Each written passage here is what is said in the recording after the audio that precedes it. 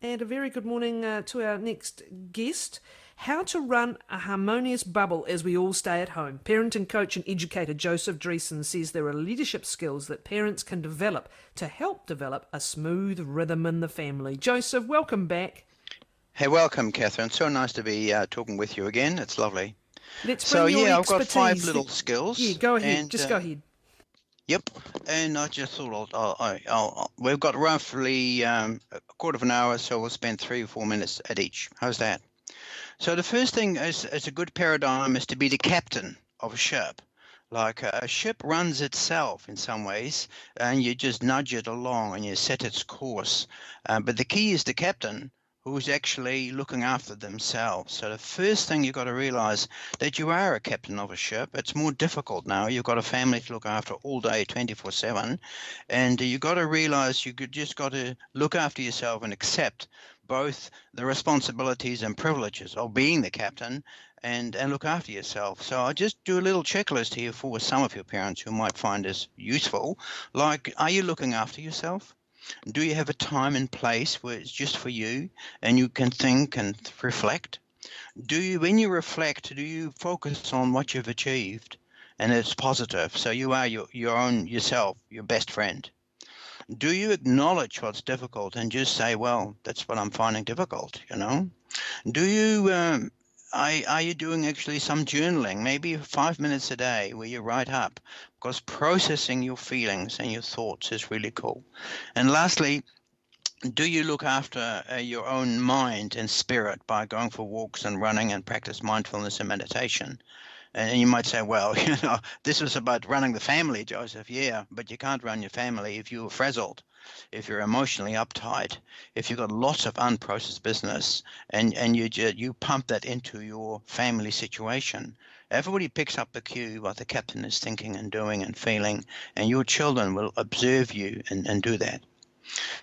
So the next thing is your partner. Most of us live with partners, and you've got to realize that the love you have for your partner, for your wife or husband or boyfriend or girlfriend or whatever, that love, that harmony, that sense of well-being, that is by osmosis goes into your family, and that's the engine room of your children.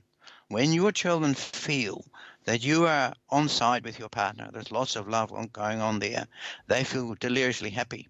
And when they're deliriously happy, their attachment is hugely strong, and their play and learning will just run by itself. Conversely, if you neglect your partner or your partnership, or you can't resolve the issues, or you neglect the fact that you are friends and lovers, and you just think, well, we can just discard all that, you're making a big mistake. Your children will pick up the tension, the frustration, and the angers, etc. So look after your partner, and take Jacinta's wonderful comment: be kind, and do that.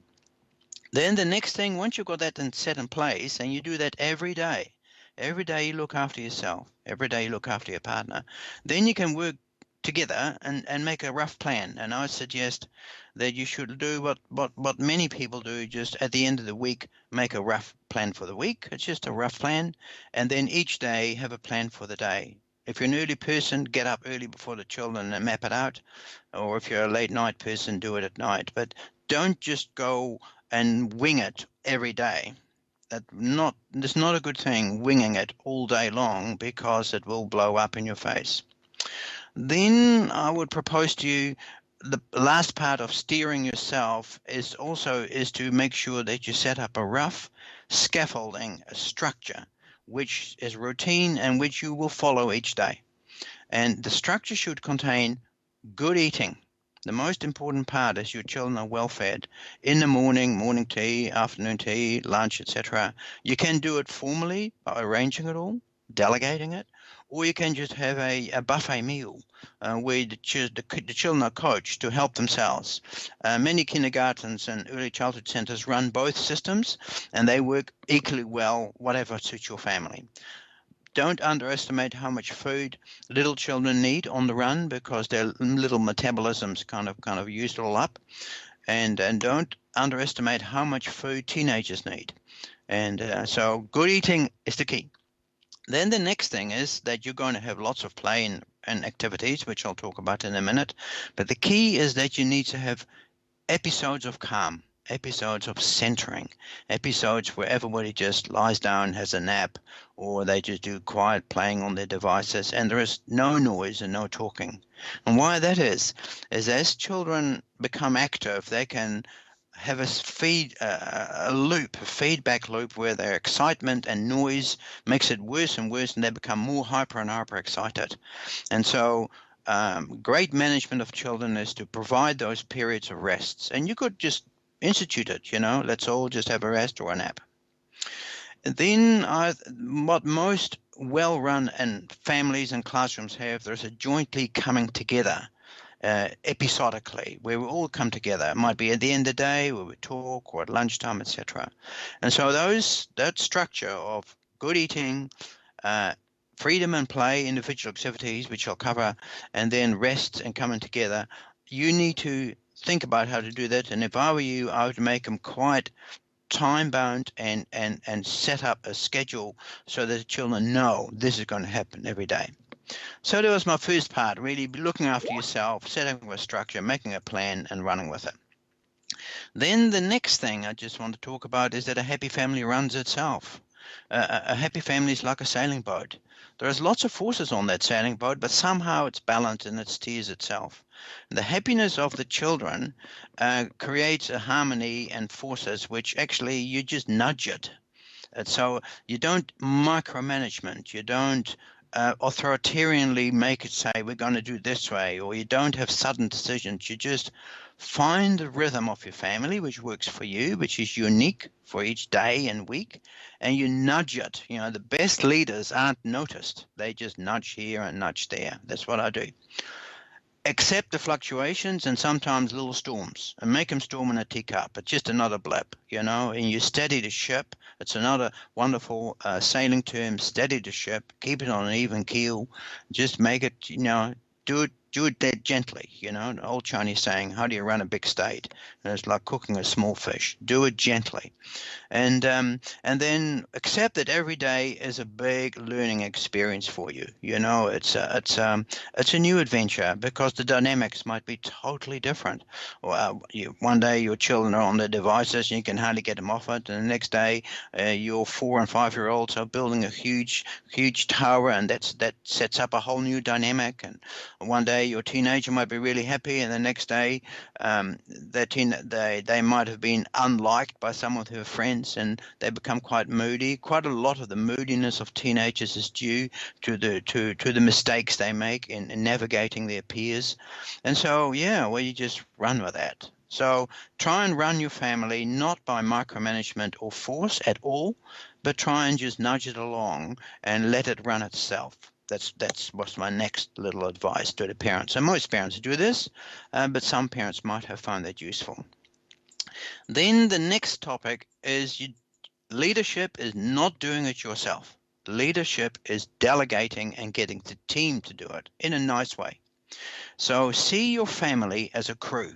Every member of the family is part of the crew. And the key things, if you look at the analogy of a boat, which is actually really helpful because you're all cooped up together and there's forces operating on you and you've got to steer it and work together. You can't escape, so you've got to keep harmony. So the key thing is that everybody has a place of their own. You and your partner's bedroom should be sacred. You might lend it out to some of your children for activities, but most of the time that's your place. Each child should have a bedroom or a bed or part of a bunk or a corner, and many children will find a little corner. Try and create corners. Rearrange your living rooms and dining rooms so there's little corners, so children can just find themselves and hide and play, so that they can center themselves. Then the next thing, each child should have a series of jobs. And jobs, you've got to just realize how that works. It's actually quite simple. Initially, it's an invitation. You invite a child. Hey, shall I help you? For example, you might have a 12-year-old who's actually, or 9-year-old, who's actually capable of making a simple meal, but you need to help them. So you invite them. Would you like to help me with make a meal? You make it simple. Spaghetti and toast and poached eggs. That's all. Simple meal. You coach them. how to do that, and they do it with you. And then you let them do it by themselves, but you scaffold it. Scaffolding means you just support that, and you say, oh, remember, you've got to do this and you've got to do that. And then you say, well, do you think you can run this yourself? You delegate it. And they say, yeah, we think we can do it. And then you say, well, you take ownership.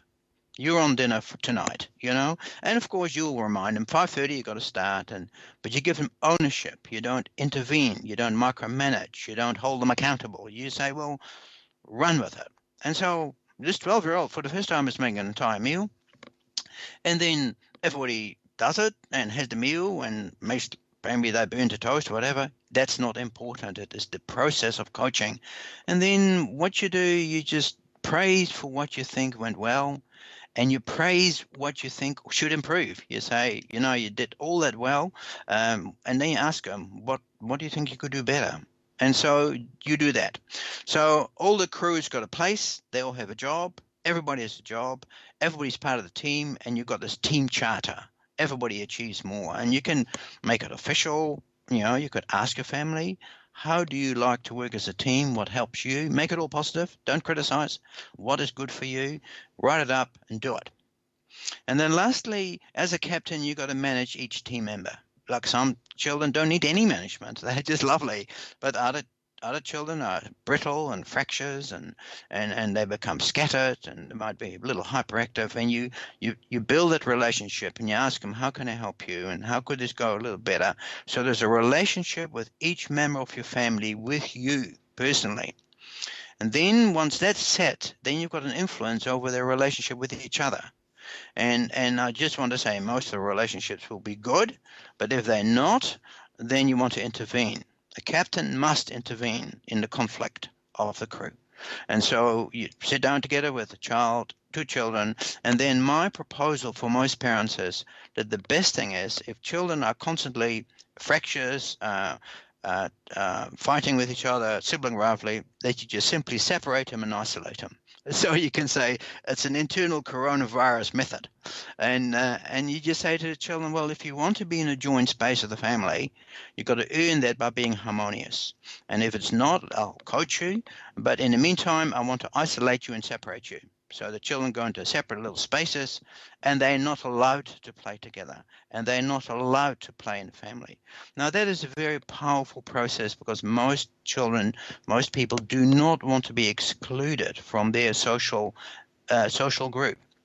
And then just be ready to do this 3 or 4 times. So you say, shall we start again? Would you like to play together again? And there's another row or another thing. You say, well, isolate and separate. And then make it a bit longer.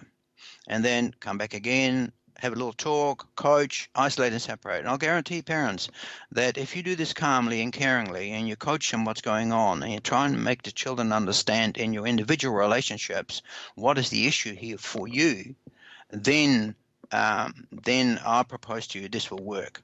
But I would propose to all the parents that a fractious, quarreling family is a sign of deep mismanagement by the parents. So 2 more to go. The next one is you got to practice your emotional intelligence skills each day. The emotions run high sometimes. And what are the key skills? And I'm sure most parents know, but I just want to go through them. Listen more and speak less. Just listen, ask, and then ask what's going on. And then don't jump in and coach and preach and reprimand. Help the child to recognize, what are you feeling and why is that? And honor those feelings. You're disappointed, you're sad, or you can't see your girlfriend as a teenager, and so you're sad. Yeah, that's normal. Help the children to recognize, accept, honor their emotions, label them and manage them. That's a key thing. Recognize your emotions, accept they're there, honor them, label them and manage them. And then you coach them. Well, I know you're disappointed, or a little 5-year-old, you were disappointed with your sister, but you cannot throw things around.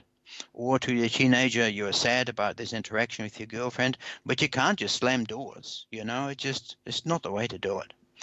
And you keep on doing that. You do the same with your partner. You're emotionally intelligent with your partner. The best thing you can do to your partner is listen and ask them what their emotions are and honor them. Don't try and correct them, change them, suppress them, or reprimand them. Don't do that. So practicing your emotional intelligence is a key skill as a captain with your crew.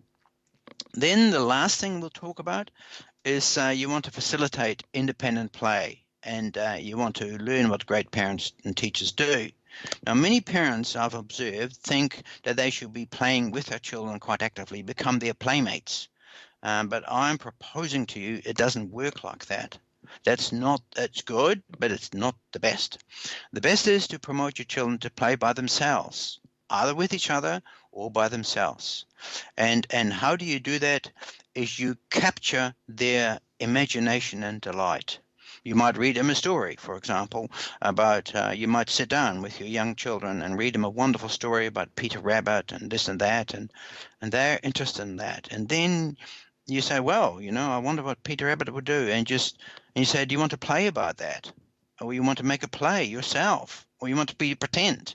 You just stimulate that. Would you like to do something with this imaginary world I've introduced you to? And 9 out of 10, the children will run with that. All of a sudden, you find kids making huts.